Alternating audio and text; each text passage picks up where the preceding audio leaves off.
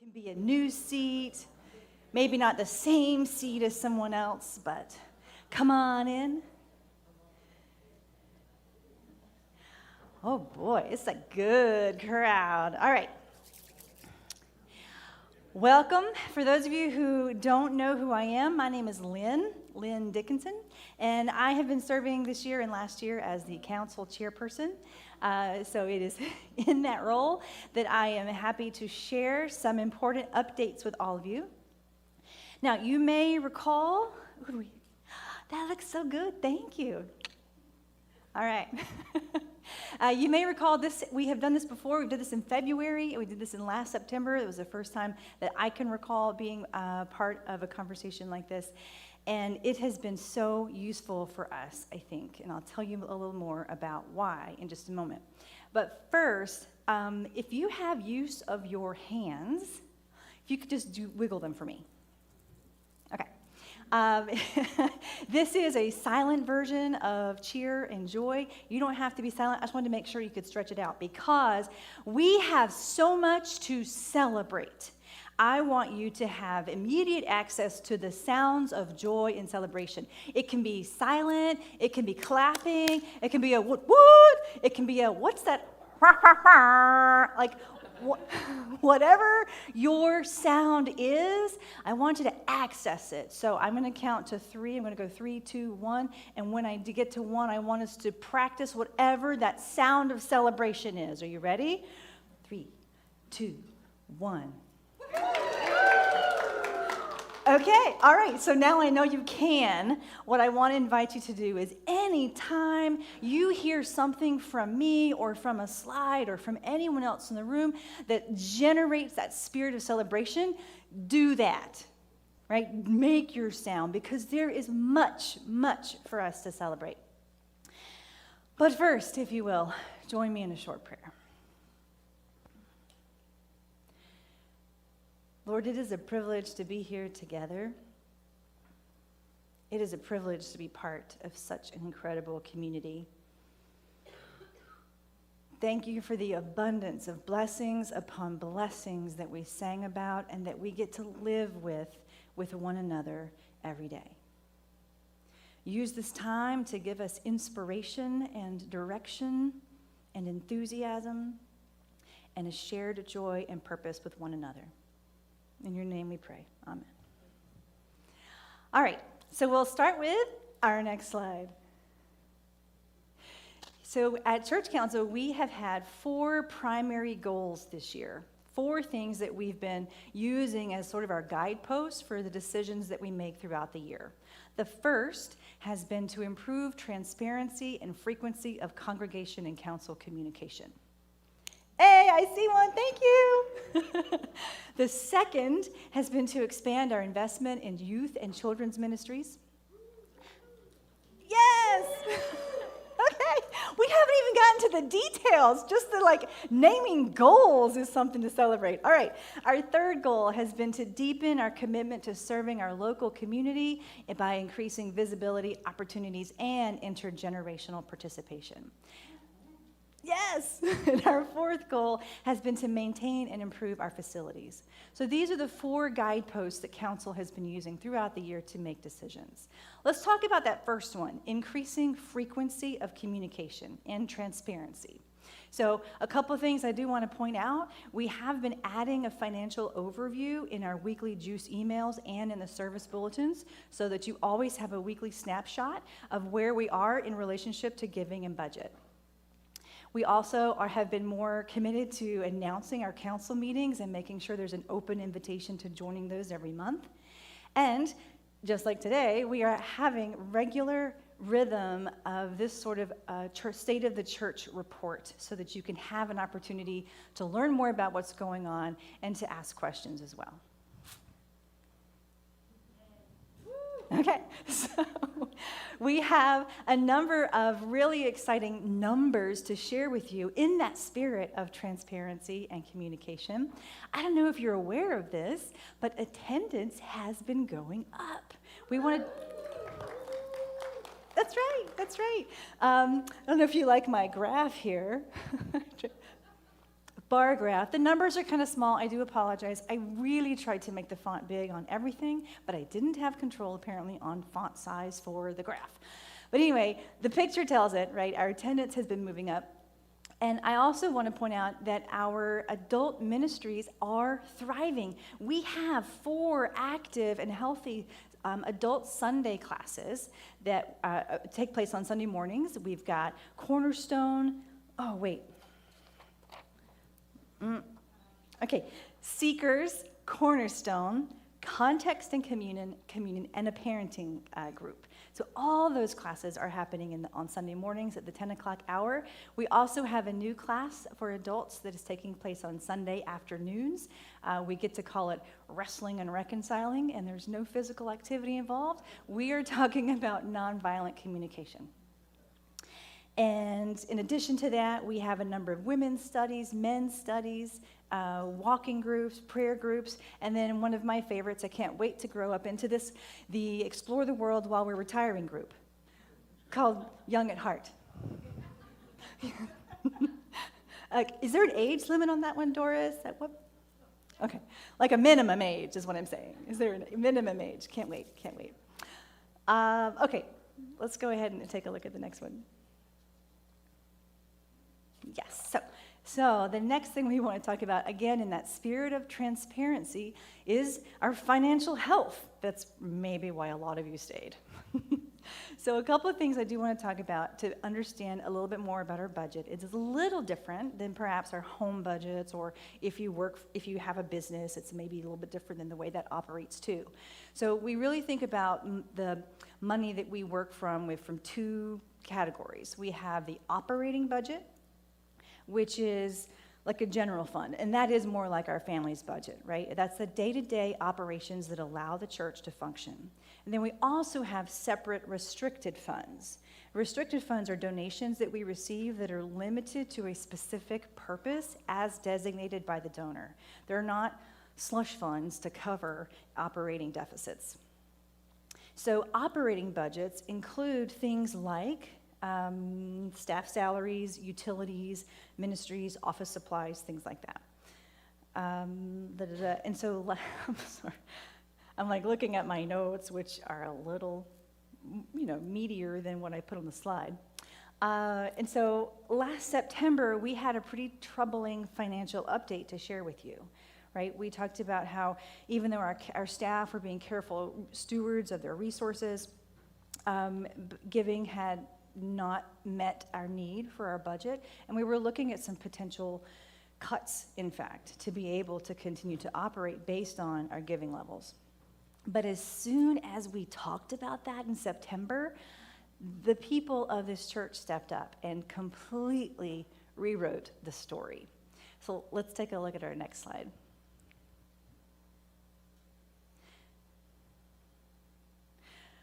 It looks like I put these out of order, and that's my fault. Could we go to the next one? Thank you. So here, if we look at our 2025 budget, this is the same information that we shared in February. You can see that our budget for this year is just over $700,000, and it's divided sort of loosely into 4 categories. One category, for about 24% of that budget, is devoted to facilities. So that includes utilities, property insurance, grounds and lawn maintenance, custodial services, and all the church and equipment maintenance. And with an aging building, this isn't going to continue to be an area where we have to invest resources. About 16% of our budget goes to ministry and apportionments, and this is the way that we serve the community locally and globally. The largest portion, obviously 51%, is for our ministry staff. So that includes pastors, it includes Rob, our Pathways worship leader, children's ed, and other kinds of musical support. And then 9% is for what we call other staff. That's going to be our part-time admin, financial secretaries, nursery workers, plus FICA, continuing ed, and ACH. Whew, that's a lot of different pieces. But now, if you'll go backwards with me for a second, thank you. We are at the stage now where we're talking about our budget for 2026. And there are some things we already know. We know that there are going to have to be certain increases. For one, apportionments is going to increase by about $3,000. Now, that is not something we decide. That is decided for us by the higher governing structure of the United Methodist Church. We also are going to be increasing our other staff costs. We'll be increasing the amount of money that we compensate our nursery workers for the year by about $2,000. And we also are going to have some ministry staff increases. Now, one I have listed here, increase in our cost of living, and another is part of this I'll come back to. So that's a little foreshadowing nugget. So this anticipated budget, as we think about next year, it's really based on a couple of repeating things. One is, what does it actually cost to run the church? And then also, we look at giving. What pledges have already been shared or will be shared in our upcoming stewardship or generosity campaign? And then also, what are our historical patterns of giving? So the Finance Committee uses all this historical data, plus the commitments that people share, plus what it actually costs to operate the church. And from that, they try to build a budget. And now we can skip forward 2 slides. I mentioned that historical pattern of giving. I have good news. If you look last year in 2024, our average weekly giving was $11,500 and change. So far in 2025, our average weekly giving is $13,400 and change. Yes. This means we are moving towards being able to expand our presence in ministry and in other areas that we'll talk about. But the generosity that this church has continued to share is making so many things possible. And we'll get to some of the things that are being made possible in just a moment, but I did want to give you a couple more numbers for what we're thinking about here at this time of year. So far, this year in 2025, we have had just over or under, I can't remember, Matt may have to tell me exactly what the numbers were, but I think, is it just under? Over. We have had just over $400,000 in pledged giving shared to date. That's tremendous. That means those of you who shared pledges with us to help us build this budget last fall, you're keeping your promise. And that means a lot. That's part of how we have confidence to continue with the ministries and the vision that we want to have here. That said, there's a lot of giving that we hope for, that we anticipate, that we use in the building of a budget that's not pledged. It's just, you didn't have to make a promise, but you give as you are able and ready to give anyway. And it's that unpledged giving that makes a big difference. And I would say when we look at those 2 things together, one thing we're noticing in the financial information that is shared every month in the Finance Committee is that right now, as of just a week or so ago, or maybe the end of August, I should say, we were about $7,000 below anticipated giving to date. So that means we're just a little bit shy, about 1% shy, of where we need to be to make sure that our giving is on pace with where our budget should be. And so for the rest of the year, for the rest of 2025, we still have a need of about $250,000 in order to meet the budget. Now, there is one more piece of good news, and I just didn't know how to put it in here, but because our staff have been such careful stewards of resources, they are actually operating under budget, which means that even though our giving is just a little bit under our target to make sure that we meet our budget throughout the year, because they're operating under budget, we actually have a little teeny tiny surplus. Yes! And if you have been looking at the numbers in the juice, that is a surprise. Because the juice will show you, right, that giving has had a little slump in the summertime, and we were getting anxious about a deficit over the last few months. But August has been our strongest month of giving since October, when we last had this difficult conversation. So another moment for me to just offer gratitude for the immense and consistent generosity that all of you are bringing to this. Okay. Yep. Great. Now we're ready for the next slide. So I mentioned that we had 4 goals. One was we were talking about transparency, and so we've talked about the budget and given you some updates and information around that. And the second is that we want to increase our investment in youth and children's ministries. Now get your clapping hands ready, because there is some great news with this goal. So first of all, and we're going to stay right here on this slide, in preschool, did you guys know that Orange has a preschool? Does everyone know that? Yes. And there have been some tough times, some lean times where we've had to condense classes or close classes. Well, this year, we are so excited. For the 25-26 year, Orange Preschool added an hour. So now they offer care from 8:30 to 12:30. And that plus all the other details and things that they did for promotion have led to an increase in enrollment. So that I can't ask Diana right now for an exact update, but my understanding is all 4 classes are full. Yes, all 4 classes are full.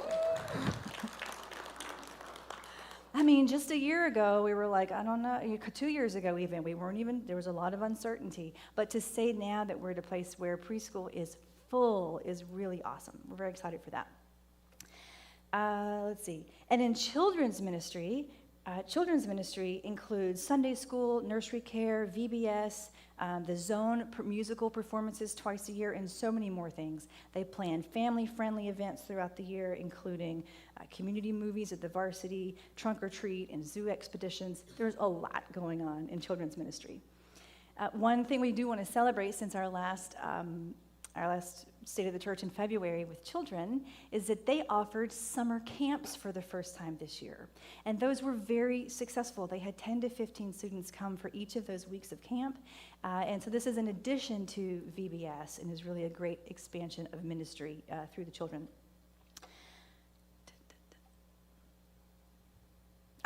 Oh yes. Now there's much to celebrate for children, but there's also a lot that we need. So, yes, we can take a look at the things we need. I don't know why the dotted line was not supposed to look like a downward arrow. That is not a graph of information. It was just supposed to be like cool. I think when it got compressed and changed formats, it lost its coolness. But so do I. So a few areas where we need some support for our children and our children's ministries. One is we want to think about what we call Orange Kids, and that's how we serve children during the 9 o'clock Pathways Hour. So you may hear the announcement after the second or third song every Sunday. Children are now dismissed to go to Diana in the back. That part sounds familiar.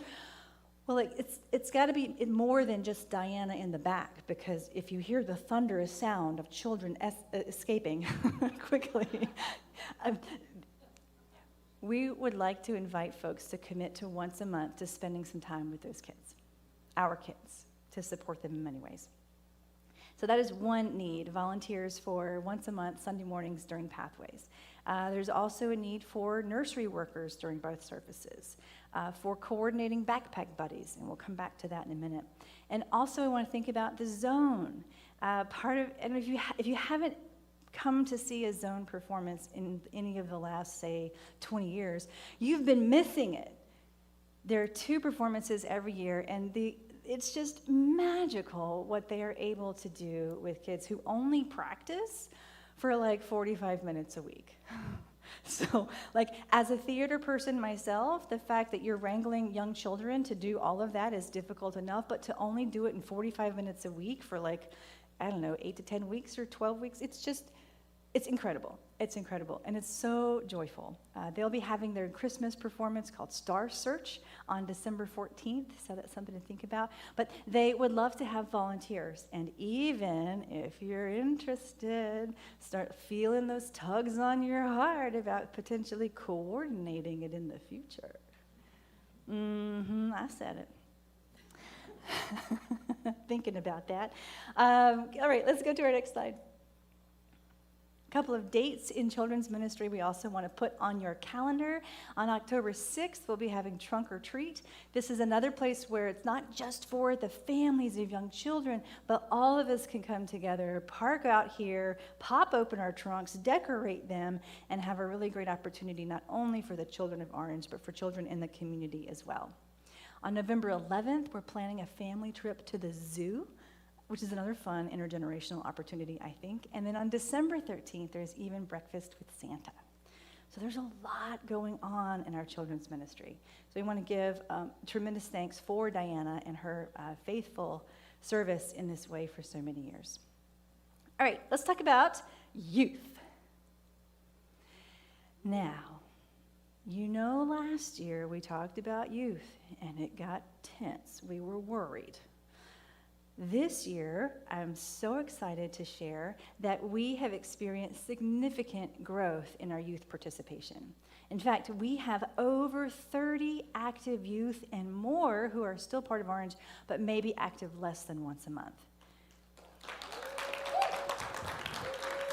Yes. So much so, for instance, I learned this firsthand. I filled in for David in Donut Hour just a couple of weeks ago, and that 10 o'clock hour for youth, it is busting at the seams. We've got high school and middle school together, and it is time to give them some separate space, okay? But there's so many people and not so many students and not quite enough volunteers to meet the developmental needs that we're observing. So, bring me that next slide. Staff Parish Relations Committee has recommended a dedicated part-time director of youth ministry as essential for maintaining this momentum, for deepening discipleship, and for supporting families to ensure the church's long-term investment in the next generation.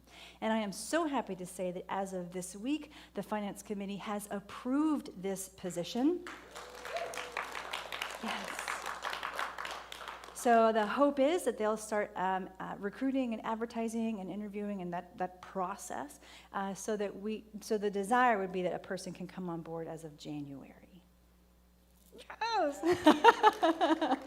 I told you there was a lot to celebrate and to think about where we were just a year ago. It's incredible. All right, a few more things to celebrate. Let's take a look at our third goal. I mentioned that we also wanted to deepen our commitment to serving our local community through increasing visibility, opportunities, and intergenerational participation.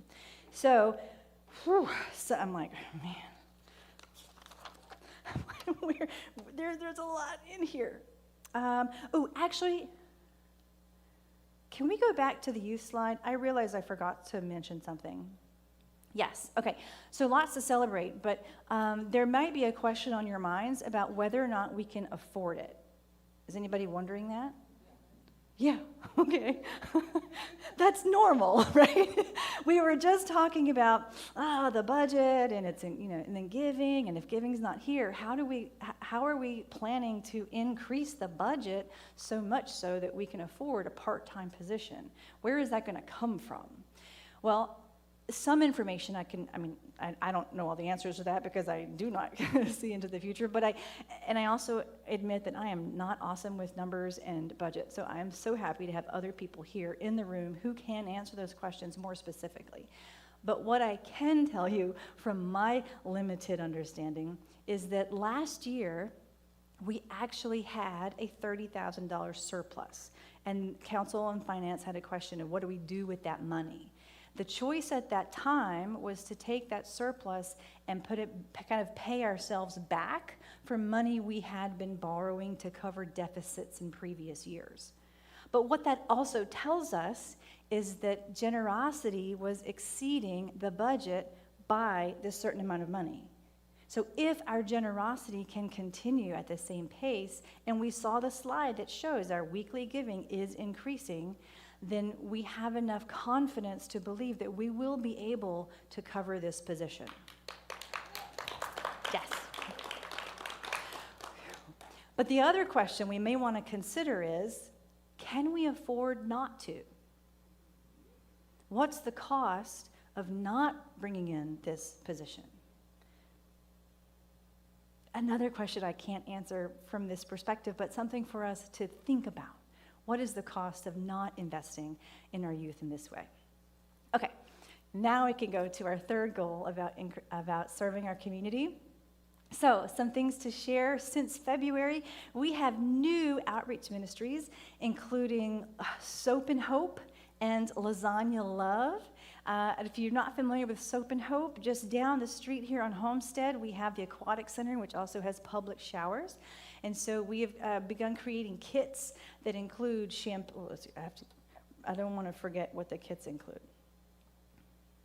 Here it is. Body wash, shampoo, washcloth, toothbrush, toothpaste, and deodorant wipes. So we are, just like Share the Love bags, we're assembling these Soap and Hope kits and then taking them over to the Homestead Aquatic Center at the pools, or at the shower area. And now that the word is getting out that those are there, phew, they have been utilized tremendously. So it's already a very successful outreach ministry that is meeting an urgent need. So many thanks to those of you who have started that. We continue to promote, and not just promote, that's the wrong word for it, but we continue to be thankful for the leadership of Cian and Bob Satterback and others who are participating in Share the Love bags. If you don't have a couple in your car, we've got a box full in the back. Make sure you have some to share with people that you encounter who are in need. We also continue to have porch food distribution. Now, I don't have like total numbers of how much money or how many people have been impacted as perhaps we have before, but we hope to have that kind of information for you in our next State of the Church report. One I do want to talk about, one that I do want to emphasize is Backpack Buddies. Now, I don't know if you saw this in the Juice recently, but I just thought it was really useful to highlight. Orange has partnered with Sewell Elementary School, also just down the street, really local, to support 37 students. Now, this is an increase in students over the last few years because it does include people or families who are living in the women's shelter nearby. So supporting them means 111 main meals, 111 breakfasts, and 74 snacks per week. That's a tremendous impact and a tremendous need. And so often you'll hear us mention, requesting donations for Backpack Buddies. This is why.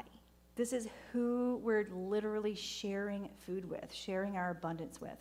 And so to continue this ministry, we are inviting folks to join in to help, particularly with packing those bags, packing those backpacks, and then delivering those backpacks to Sewell. When we were talking about children's ministry, this kind of grew out of a children's ministry, and the volunteers who have coordinated this for a long, long time are needing to step away. So we're looking for folks who are willing to step into this need so that we can continue to offer this ministry. A few other special projects that we want to celebrate. We continue to have Red Cross blood drives. We have, Kimberly, I think I saw you. Yes, there you were. Kimberly Kosowski in the back is also travels to the Philippines twice a year, is that right? To share the love of Orange with the community there at Presbyterian Theological Seminary. And in that space, sorry, some of this is so small. What was I thinking? I just want to make sure I have it correctly. Okay. So the gifts that Orange has shared with Kimberly have contributed food, new playground equipment, student scholarships, and recently refrigerators, right? That was another one that I saw recently. And are really transforming the lives of the people in that particular community. In addition, I can speak also that your gifts have also made possible the Akala Girls Summit in Bondo, Kenya. I have gotten to go to Kenya as part of a work project for the last few years. I've gone twice a year. And in that work, I have befriended a number of people in the community, and one group in particular is working to provide menstrual education and supplies for young women and adolescent girls so that they can stay in school. I mean, we take so much for granted. We have so much access and comfort here. And to also offer hygiene products and to also offer some skills and training for young mothers so that they can also provide for their families. It's all incredible, life-changing work on a local and a global scale. Thanks to your generosity and to the vision of our outreach committee and to the volunteers who make these things happen. Yeah. All right. The sequence is kind of funny. The next slide is not supposed to be the next slide. We're supposed to go to the one that says number 4. Can we skip to that? Yeah. Okay. Because now I'm confused. Great, okay. So the 4th goal that I mentioned at the very beginning that council has been using to make decisions has to do with maintaining and improving our facilities. And as you can tell, we have a lot to enjoy here and a lot to care for here. So one thing that we want to celebrate since February is the construction and completion of a new memorial garden. We also have new flooring in the kitchen and the bathrooms here in the fellowship hall. And yes, a renovation in the bathrooms here. But there are also some upcoming needs that we want to pay attention to. Oh, I also should mention we had air conditioning repairs. How many of us are happy for that? Let's see. Okay, so in the future, we're looking at some new signage for the exterior and interior, particularly so that folks who are new or maybe less familiar with campus can find their way without feeling quite so confused. If you've ever tried to figure out where Cornerstone class meets, right, or any of the other things, where is this part? The signage is supposed to help with that.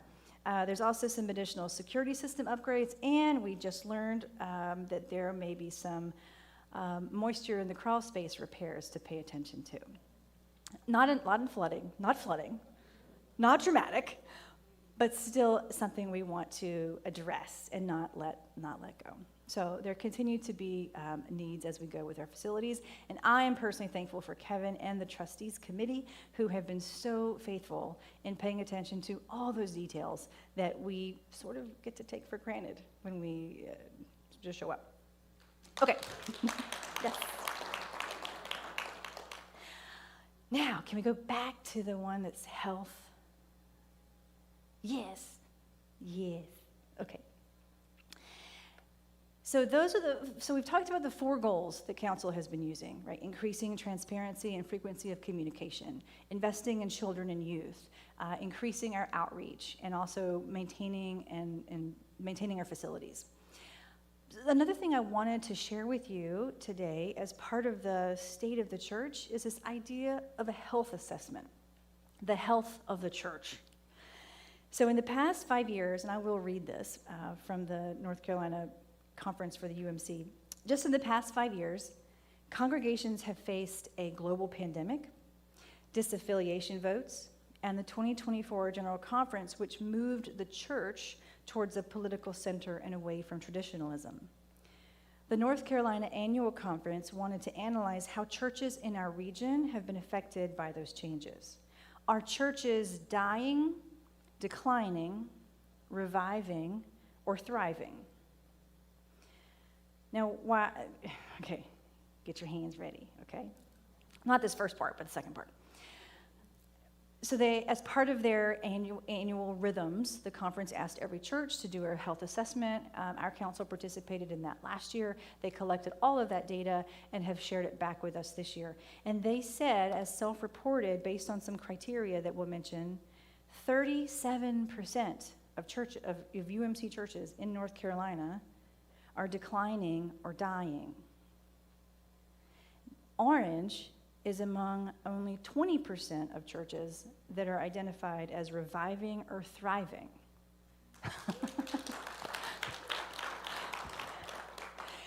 That's right. We actually have identified somewhere between, I would say we're on the early side of thriving, according to the criteria that they laid out in this report. And that criteria is based on a few things. They were looking at a sense of vision, Does the church have a sense of vision they're working toward?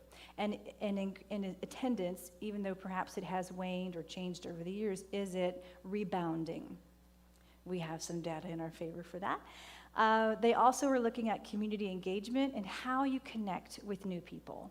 And then finally, a focus on children and youth programs.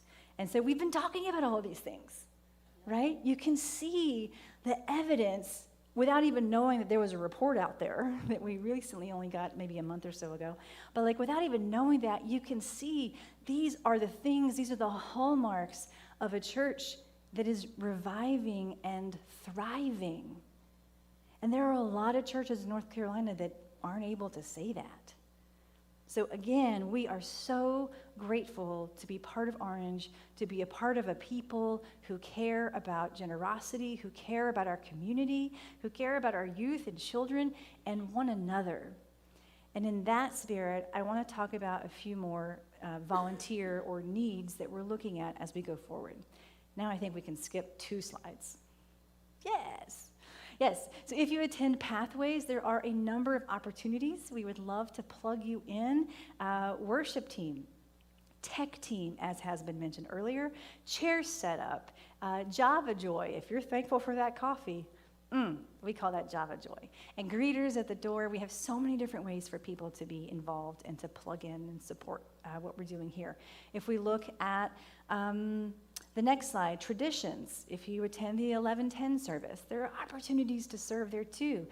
We would love to get folks plugged into the choir, into the tech team there, into orange peelers. If you don't know what that is, Doris, it's handbells. You guys, if you haven't gotten to see our orange peelers handbell choir, you are missing out. They are delightful. I see some giggles in the back, but it's really wonderful. And I love the name. How clever is that? You should come just for the name, right? And also a need for ushers and greeters in that service. And then in addition to our services, there are many ways, we can go to the next slide, that we also can continue to serve one another within the body of the church. I realize I have an S and I shouldn't have an S. Stephen Ministry is one area where we serve one another. And we need more people in Stephen Ministry. We would love to invite you to be trained and be part of that. Or ask for help. Oh my gosh, thank you, Jenny. Not only are we asking for people to consider being a Stephen minister, but if you have a need in your life, if you are hurting, if you are experiencing a conflict and you don't know what to do, if you're at a career crisis, if you're having a spiritual crisis, an emotional crisis, conflict in your family, all kinds of things that I'm not even thinking of in the moment, Stephen's ministers are here to support you, to walk alongside you in that. You don't have to suffer alone.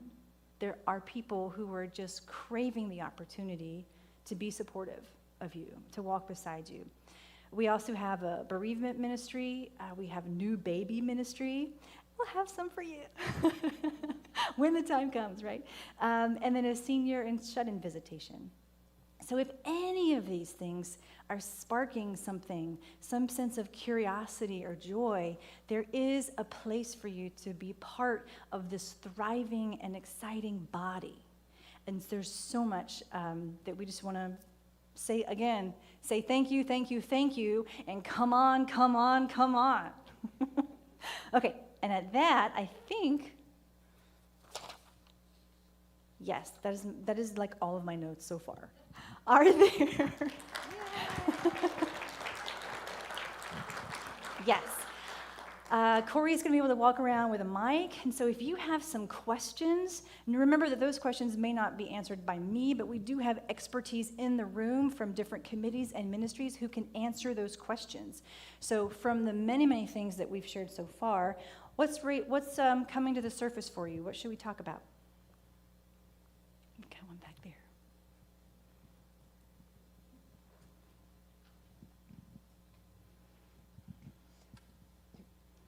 My name's Alice Fennell. I'm one of the members here. And I have a question about the parking lot.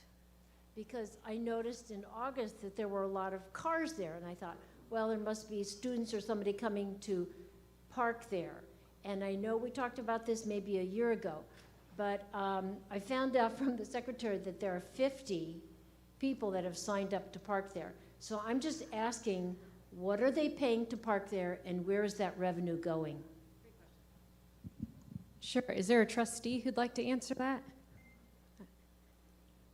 I can answer, or Pastor Adam. Kevin, would you like to? It's $300 for the semester or the year? For the academic year, $300 for the academic year, and that money is being placed into a fund to continue to support the maintenance of the parking lot and the property. So, right, correct? Yeah. Mm-hmm. Great question. Yeah. And a great outreach for us. A lot of concerned parents being welcomed to have a place for their students to park. So, yeah. Alice, is that good?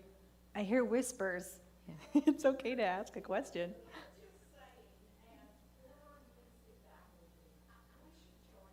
We do see that. I heard that. I think part of it is a commitment to the community and wanting to be a place for to be affordable and to support students who may need that, and to trust that need is there.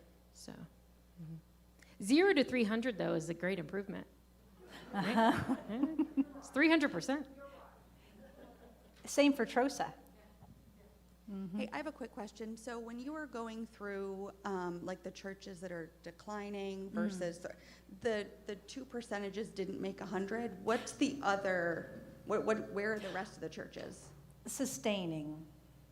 Something like Okay. sustaining. There's a surviving, that's the word. Thank you. Surviving. Yes, you're right. They didn't equal 100. There is something in the middle. It was called surviving. Good morning, Amy Fowler. I go to the Traditions typically, and I am also an Orange County Commissioner, and we've been looking at population in Orange County as well as across the state and nation, and the population of children is actually declining and sort of leveled off, but the population of seniors has increased in Orange County in particular. So I do think perhaps if we had more outreach to some of the local senior centers or to just seniors in general, that might be good for their spiritual health as well as the health of our congregation. Thank you, Amy.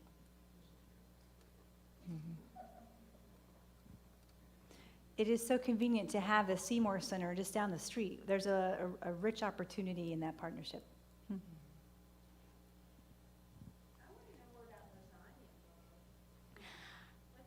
Maybe Debbie could tell us a little more about Lasagna Love. Sure. She's spearheading that effort. It's something that we're going to kick off in full swing probably in January as the budget resets. But Lasagna Love is a nonprofit that was started about 5 years ago by this woman in California.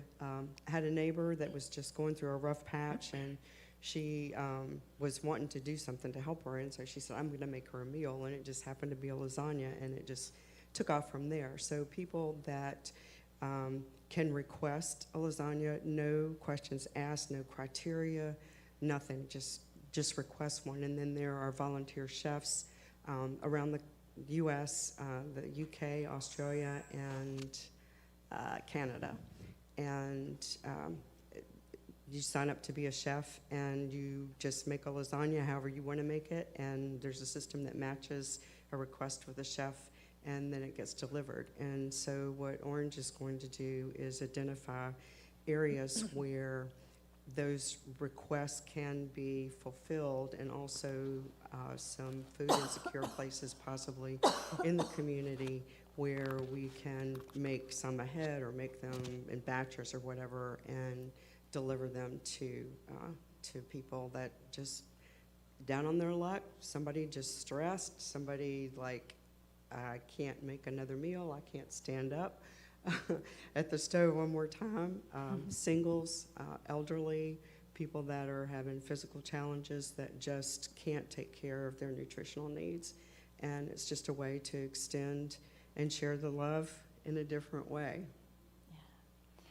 And Corey, am I right? The youth actually participated in that on the Asheville trip? No, we did it. We had an evening where we partnered with 2 evenings. Sorry, 2 evenings. We partnered with Debbie to make some lasagnas to be delivered and shared. And then Debbie went on a trip to Asheville and partnered with folks there to make some. Yeah, just some more. Yeah, twice a year, the makers of lasagna ingredients will make huge donations to a certain cause. And this year, they picked North Carolina because of the disasters. And the day that they told us about it was the day that Chantal hit. And so we delivered, I think, 30 to a group of people that came to North Carolina to help with recovery and relief for that disaster.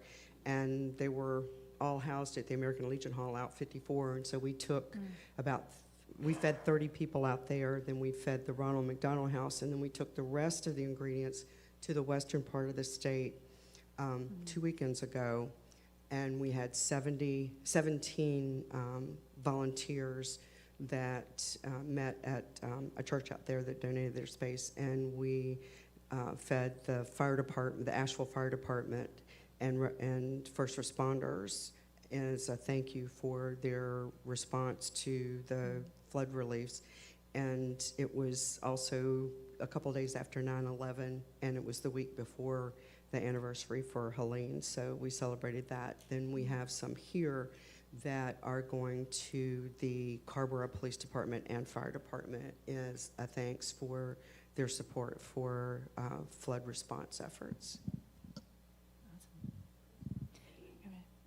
Yes. And I just want to make a plug for nominations, because nominations is actively meeting right now to nominate people who want to be involved in church leadership, whether that's trustees or finance, SPRC. Outreach. We would love to know that you are willing and able to serve. So if anybody feels that call in their heart to be a leader within our community, you have that extra time maybe, we'd love to know your name, so email Adam.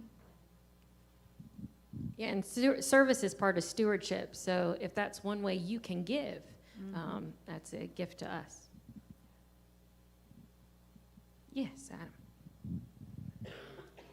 So I do notice the trend of asking for help is mainly for labor, and that restricted accounts can't be used for operational. But are there any restricted accounts that are just like with the health check, thriving, and are you getting an abundance of donations versus things that maybe need more?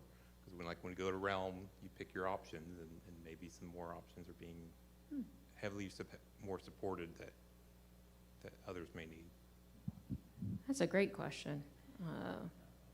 Matt? Yeah, I was gonna say, Matt, can you speak at all to the increases in restricted accounts, or if they're still fairly stable? I think we've tried hard to consolidate restricted accounts. You'd be surprised how many different ones we have. And some of those have a lifespan of the person who gave them, and then they kind of get stuck. Most of the things that go into restricted accounts, some of it goes to the Philippines ministry. That's been relatively generously supported lately, but there isn't one particular thing that I could say that has a particular focus. And if it does, then normally it has that purpose in mind. So beyond what the trustees use occasionally to cover significant unexpected expenses, and we've had to do that more than we wish, we don't have a whole lot that I think we could draw from in that way. I think it's better to operationalize things anyway and not to rely on one-time restricted funds to bail us out.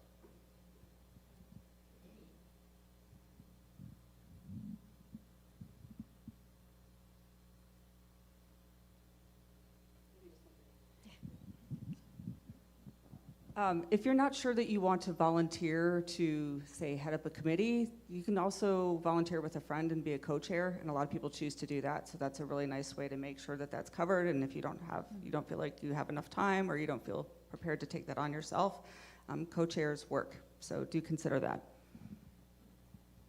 And if you are not a member of the church yet, and maybe you'd like to learn more and know more about the behind the scenes, even if you're a non-member, there are committees that you and teams, you are welcome to serve on.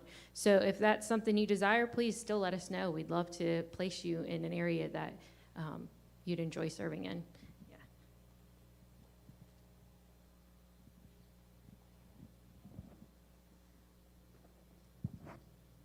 Can I just ask for like a overall bottom line? Because I do really well with, this is the bottom line. This is, I mean, I know we went through all of this, but we're doing well. This is what we need, like, if that makes sense. Like financially wise, where members can support the most and be effective. So I can say from one of the slides, I think had like the number of 400,000 has been already generously shared from pledged giving, and that on that slide also I think we were anticipating about 250,000 between now and the end of December to meet our anticipated budget. I mean, be generous, go above and beyond. That would certainly help us have some capacity and dream a little more for next year. But does that help answer your question? Kind of tight here, if we think about going into Realm and what you're choosing, I mean, I think most of my gifts just go to the operating budget. I can only speak for myself, though. I appreciate all these great things. The one thing when you ask that, what is the bottom line? The bottom line is God. Prayer. What we can do is we can pray to God to help us. And we can do what we can do, but God will work wonders. So I think we need to be more persistent in our prayer life for our church. And to pray to guide us, to help us. And I think that takes we don't have to fix it, but God will. And I think we can see in our abundance, Jenny, an answer to so many prayers so far. So keep it up and keep going, right? Yeah, and to operate out of that abundance mentality rather than that scarcity. I mean, bottom line numbers, if you look at the handout that you could grab when you came in, or that's reported in the juice. I mean, right now, budgeted, we need 526,000. Given is 507,000. So we're looking at budget deficit of 19. That doesn't reflect what we spent. And that's never quite accurate today. This is a today. We don't have spending reconciled, so we can't tell you what we're under by spending or over by spending today. What we know is that the projected needs that we have fall within this budget of 720,000, which is slightly more than was in the pie chart, and that is because we've added things this year with the goal and hope that we are being good stewards, and that includes an increase in our nursery staff pay per hour. They had not had a salary or an hourly wage adjustment in quite some time, and so we corrected that. I can't think of the other pieces that. Yes, and then we increased our admin's hours as well. Mary Beth's hours increased, which came with a cost increase, which the return on investment for her work in that in Mary Beth's is beyond. But so that's the difference that you're seeing and what we hope. We do see this number being higher next year. We haven't approved that budget for this coming year, so we don't know exactly. Those conversations are happening right now to set our budget for the coming year. But as Lynn said, there are things that we can anticipate. That continued increase in the nursery worker, the increase in the youth position that we're requesting. So we will see in the cost of living. We also are considering all the requests by the ministry groups, and we're seeing an increase in our apportionments. So that budgeted number will inevitably go up. And so our need for generosity to meet that continues to increase as well. But we have confidence that God is going to help us meet that need. Great question. Amy. Yeah, Amy. I have a question about all the outreach